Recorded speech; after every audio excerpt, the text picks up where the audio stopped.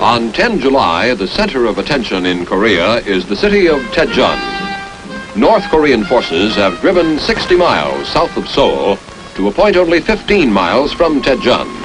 Here, United States troops, backed by powerful air and artillery concentrations, have temporarily halted the communist tank drive, but no solid defense line has been formed. Troops of the Republic of South Korea are fighting on the right flank of United States forces. This is the situation in the third week of the Korean War.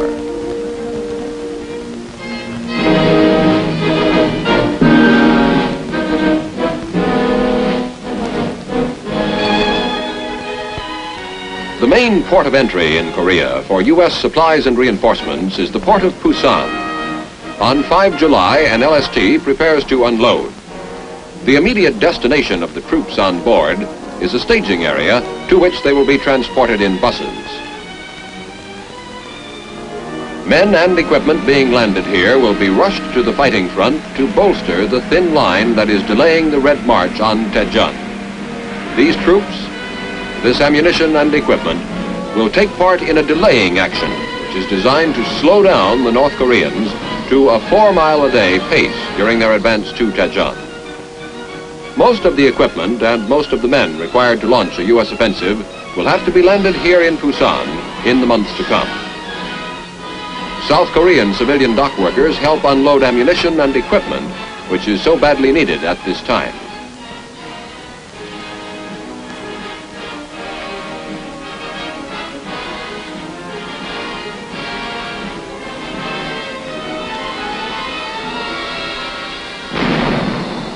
Up at the front, 30 miles north of Daejeon on 7 July, United States infantrymen have been forced to withdraw before North Korean tank columns. U.S. artillerymen direct their fire on the village of Chonan, 2 or 3 miles away.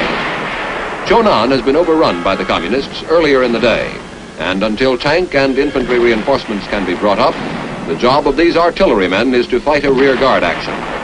Their routine is to dig in, fire, withdraw. Dig in and fire again on practically an around-the-clock schedule.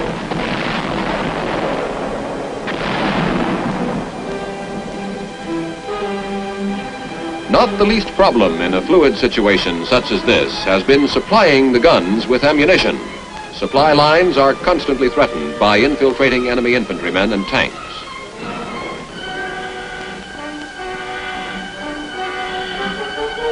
A heavy mortar crew has finished digging in after a withdrawal 1 mile south of Chonan. Nearby, radio men have set up communications. On 8 July, with the United States defense line well south of Chonan, some of the first United States tanks to reach Korea head toward the front. By 9 July, captured Russian equipment is increasingly in evidence. Russian scout cars, Russian motorcycles. This materiel was captured in the vicinity of Chochi-wan, 20 miles from Daejeon. Weapons of unusual design are also examined with interest by American Army personnel.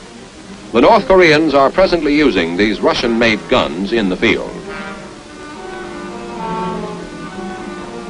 These are Russian-made tanks knocked out on 9 July, testimony to the excellent equipment the North Koreans have.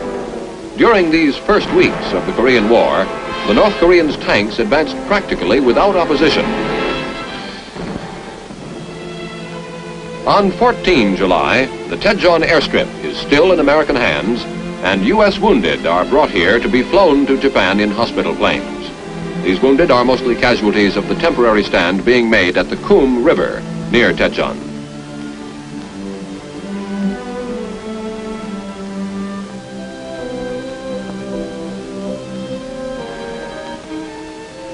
Large red crosses, normally identifying ambulances, have been obliterated as much as possible.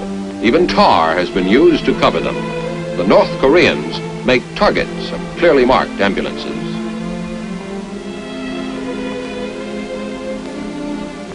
Aboard these planes are nurses who will accompany the wounded on the trip back to the base hospitals in Japan.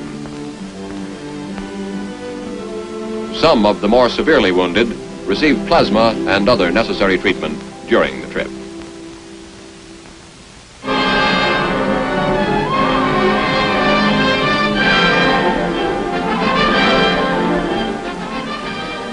On 18 July, 5,000 troops of the United States 1st Cavalry Division land on the east coast of Korea in a full-fledged amphibious movement. They land in one day on the beaches and docks near the port of Pohang. The U.S. Army and Navy collaborate in one of the quickest and most efficient large-scale amphibious operations in history.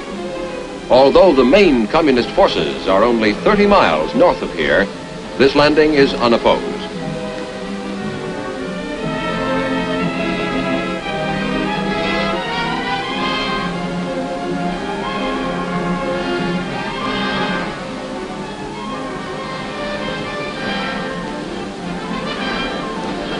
The Hell for Leather Cavalry Division doesn't even get its feet wet.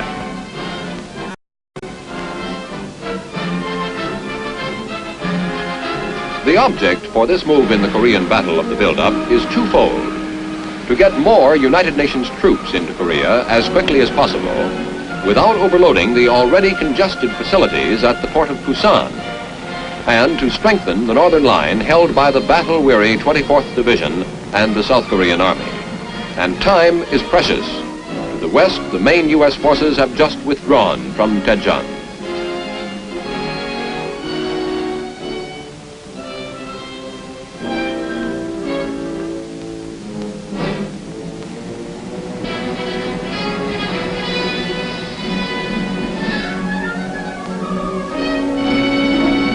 As the 1st Cavalry Division moves inland, its commanding general, Major General Hobart R. Gay, holds a conference at the command post of the 8th Cavalry Regiment. This conference includes Brigadier General Varnard Wilson, Assistant Commanding General of the 25th Division, Brigadier General Charles Palmer, Commanding General of Division Artillery, and Colonel Ray D. Palmer, Commanding Officer of the 8th Cavalry Regiment. Shortly after hitting the beach, General Gay said, "Our job is to kill North Korean troops until the United Nations has won a victory in Korea." In the port city of Pohang, South Korean townspeople, who remain off the streets, have erected a sign of welcome.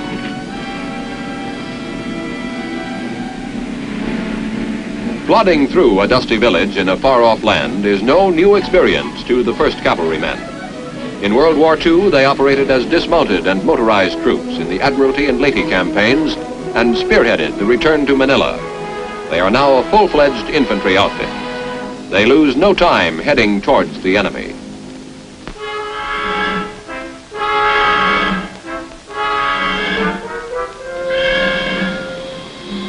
July 19, aboard the U.S. aircraft carrier Valley Forge.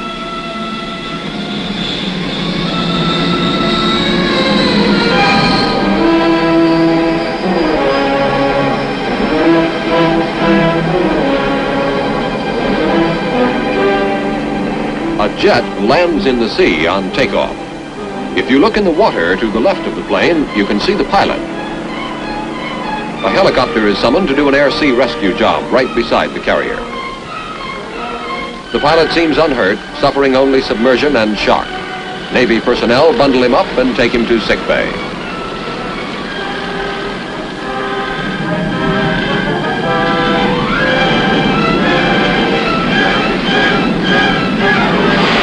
These scenes are photographed by gun cameras of the attacking Navy planes. They show some of the damage inflicted on North Korean targets in this carrier strike. Most of the missiles seen are rockets and tracers. These attacking planes of the carrier Valley Forge are operated in conjunction with other units of the 7th Fleet, which left their normal duties of protecting Formosa to give air cover to the amphibious landing of the 1st Cavalry Division at Pohang. After this landing, made yesterday, these planes are now ranging far and wide over North Korean territory.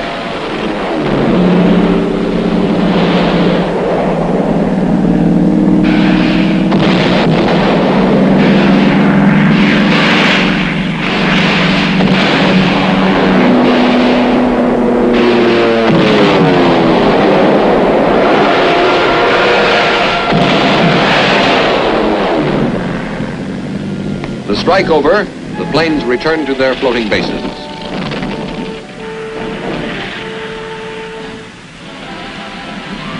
One of the returning fighter planes seems to have disabled its landing gear during the strike. Firefighting crews and medical corps men race toward the plane to make sure it doesn't catch fire and that the pilot is safe. The pilot climbs out of the cockpit under his own power, and the deck is cleared for another plane to land. As one plane lands, its rockets are jarred loose. Crewmen rush to retrieve them and throw them overboard. Actually, there is little danger of these rockets exploding as they are electrically detonated, and the connection was broken when they were jarred loose from the plane. But it's played safe.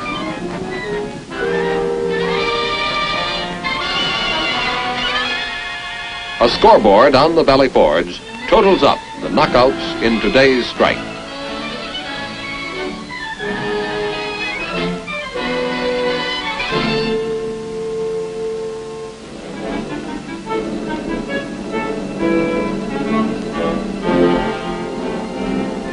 Daejeon, 19 July. This city is the head of the highway and the railroad that leads to the last American base, Busan, 125 miles away. As American reinforcements speed toward Daejeon, the battle begins, and on 20 July, destruction comes to this city, which has a population of 37,000. U.S. forces defending Daejeon are the strongest yet sent into battle in Korea. This battle is a major test.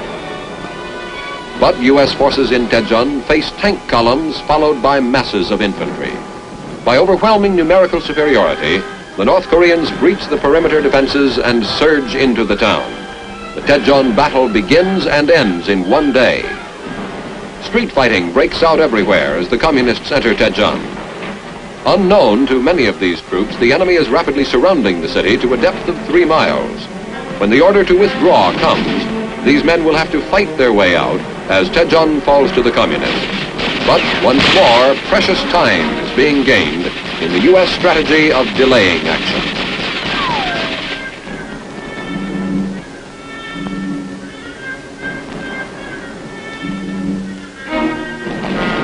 (21 July, near Hamchang, 50 miles northeast of Daejeon, we see some of the first U.S. tanks in action. This is in the vicinity of a village called Sangyongdok-dong. Tanks are working their way to a position on a hillside north of the village to prepare for a possible enemy breakthrough. All along this northern line near Hamchang, the Reds have increased their pressure considerably since the fall of Daejeon. There is a slight lull around Daejeon as the Reds regroup their forces. In this area, there is evidence that a strong attack can be expected very soon. On this date, General Douglas MacArthur stated, quote, "We are prepared to cede positions with low defensive potential for positions that can be held with forces currently available and which can ultimately act as a springboard for United Nations offensives."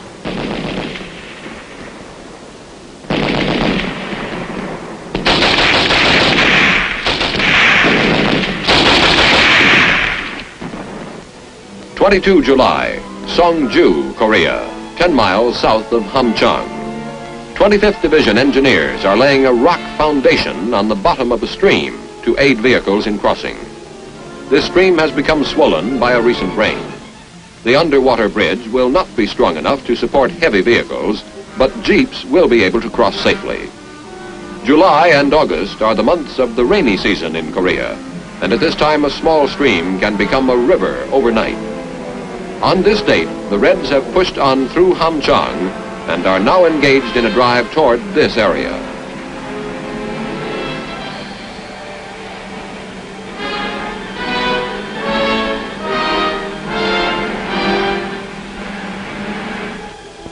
(24 July on the northern front, a 25th Division Heavy Mortar Company fires at the enemy.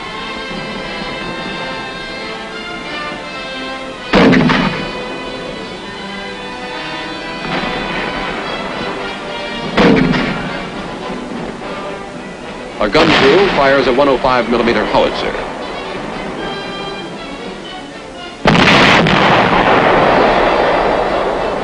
On 25 July, the Red Drive in the southwest gets underway. But in the central sector, U.S. troops hold fast.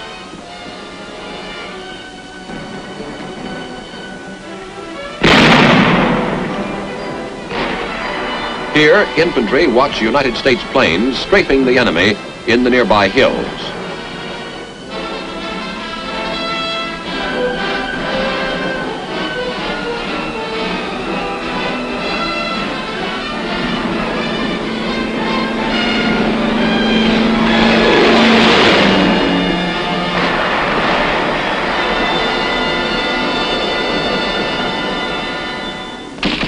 On 25 July, the North Koreans appear near Yongdong, 25 miles east of Daejeon.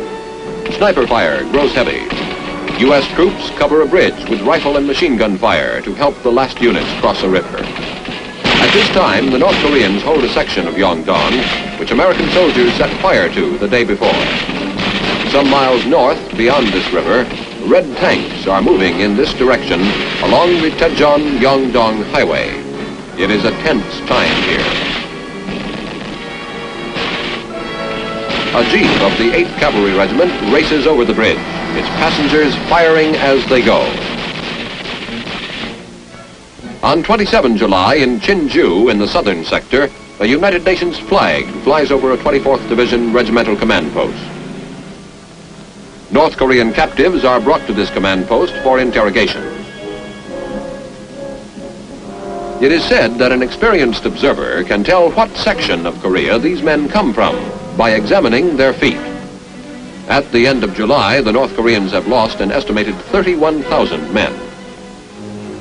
Up on the northern front on 29 July, South Korean soldiers make extensive use of natural camouflage. They are moving anti-tank guns to an orchard overlooking a road. Concerning these South Korean troops, General MacArthur said after a visit to the front that he was highly pleased with the offensive spirit being shown by the South Koreans after their initial reverses.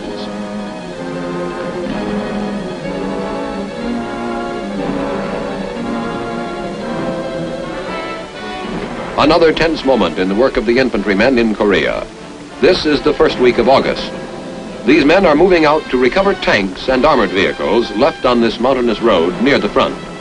There is occasional enemy fire, and the troops advance carefully. They approach dead enemy soldiers cautiously, alert to tricks of concealed North Koreans. Enfilading fire slows down the advance on this road, where a fierce battle took place a short while before. Knowing they haven't much time, the infantrymen push forward before this area falls into enemy hands. The North Koreans hold the high ground covering this road as the men rush up and recover the vehicles.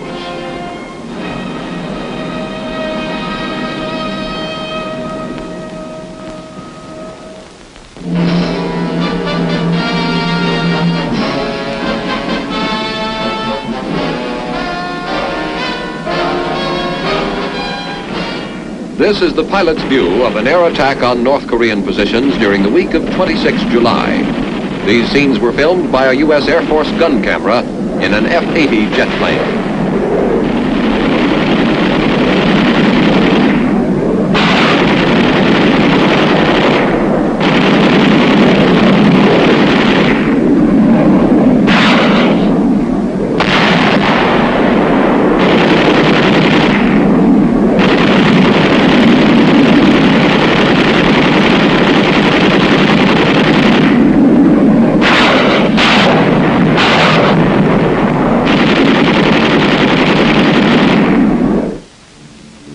A familiar scene to veterans of World War II. B-29 Superfortresses in Okinawa are being prepared for bombing missions on communist-held positions in Korea. These aircraft of the 19th Bomb Group are being primed for strikes on Hungnam in the north and on Seoul, main artery of communication for the North Korean forces. Bombs are prepared and rolled into position under the superforts. There, the bombs are swallowed up in the bomb bay bellies of the planes. Loading and preparing the aircraft is completed while the flight crews receive last-minute instructions. When briefing is complete, the planes are ready to take off.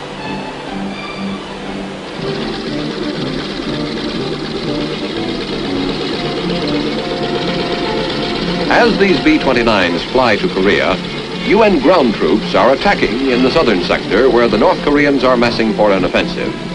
The raids of these superforts on Hungnam and Seoul are planned to help cripple the long supply lines that run to the communist positions in the south.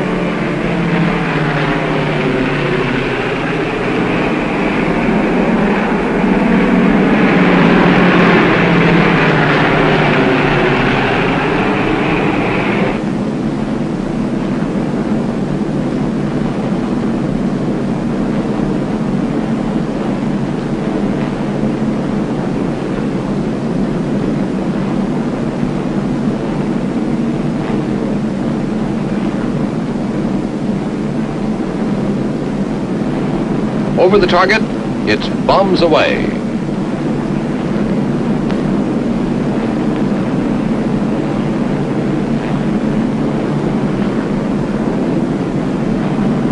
"72 tons of explosives on the Reds' vital railroads.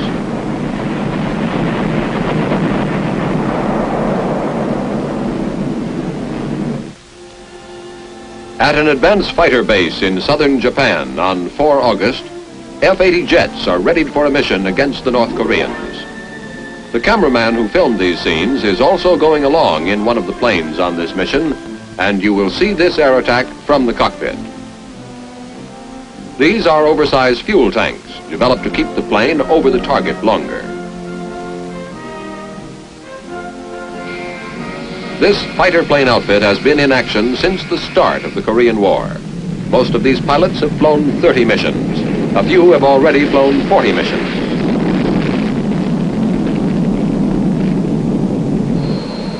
Most of the following footage is taken from the rear cockpit through the plexiglass canopy of a T-33 jet plane.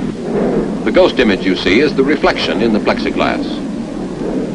On the ground at this time, the Reds have advanced 75 miles from Daejeon, and the Battle of the Naktung River is in full force. The battle for the Pusan beachhead is beginning, the decisive battle of the war. This is the 6th week of the war, and part of the increasing fury you will see expressed in the threat of these Air Force planes as they zoom over the enemy territory. As more and more men and weapons move in against the communists on the ground, more and more warplanes fill the air above them. This is typical Korean scenery. Wide, shallow rivers, rice fields in the flatlands, rolling hills on the horizon.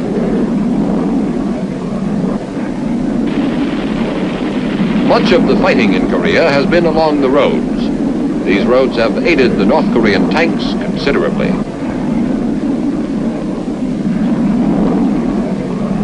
Chief obstacle to tanks in Korea has been the rivers, but even when bridges are blown, the communists ferry tanks across, usually at night, to prevent detection by the U.S. Air Force.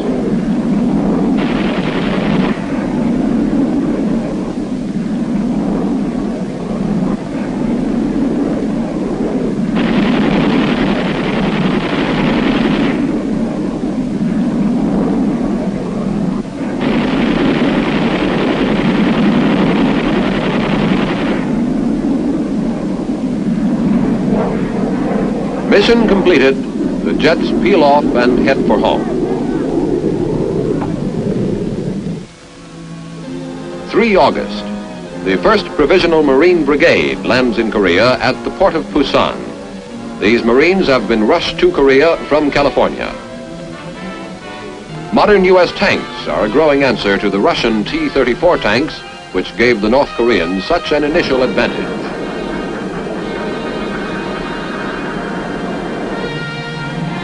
A Marine tank battalion moves up a street through Pusan. These Marines are expected to equalize by skill and firepower the North Koreans' numerical superiority.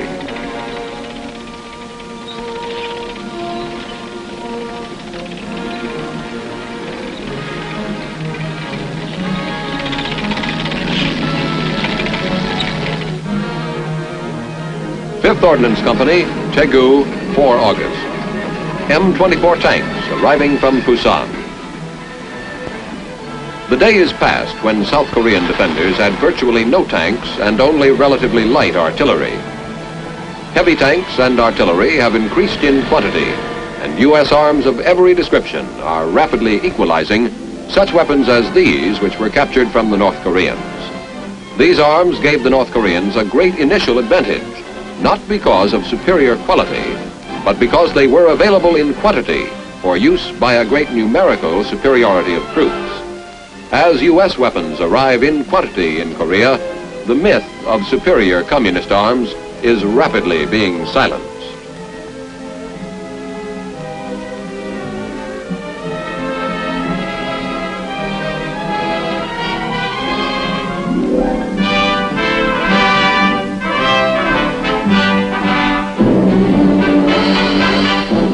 A visitor to Japan on 8 August is W. Averell Harriman, Special Assistant to President Truman.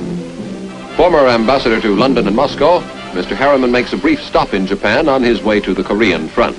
He will report to the President when he returns to Washington. After conferring with General MacArthur, Mr. Harriman leaves for Korea. General MacArthur's farewell expresses his confidence in victory. By 10 July, 16 days after North Korean troops attacked across the 38th parallel, an estimated 75 to 100,000 communists, led by tank spearheads, had driven more than 100 miles below the 38th parallel to Chochiwan. Their chief objective at this time was Daejeon, important railhead and emergency capital of the South Korean Republic. Between the advancing communists and Daejeon lay a natural barrier, the Kum River. United States 24th Division and South Korean troops, rushed hurriedly to the front, were still undermanned, inexperienced, without tanks and adequate anti-tank weapons. By 25 July, with the police action against the North Koreans 1 month old, communist troops had driven down the west coast more than 200 miles south of the 38th parallel. Daejeon had fallen, and our defense perimeter had been pulled back all along the line. But there were some reasons for optimism. Our 1st Cavalry and 25th Infantry Divisions had entered the battle. We had tanks and 3.5 bazookas. Our aircraft were continuing to blast enemy troops and supply lines. By 10 August, after 47 days of fighting, reinforced United Nations forces had been pushed farther back, but had stopped trading space for time. They were dug in along a beachhead perimeter bounded by the Naktong River, with communist forces threatening Daegu, Masan, and Pohang in their drive for the UN supply port at Busan. UN forces, reinforced by the 1st Marine Brigade, the 5th Regimental Combat Team, and other units, were pressing an offensive toward Jinju at the southern end of our beachhead. This counteroffensive was designed to turn back the communist threat to Busan, our main port of entry for reinforcements and supplies. At this time, Lieutenant General Walton H. Walker, the U.S. Field Commander, said, "The fight is not finished, but I am pretty sure now we will hold the beachhead we need."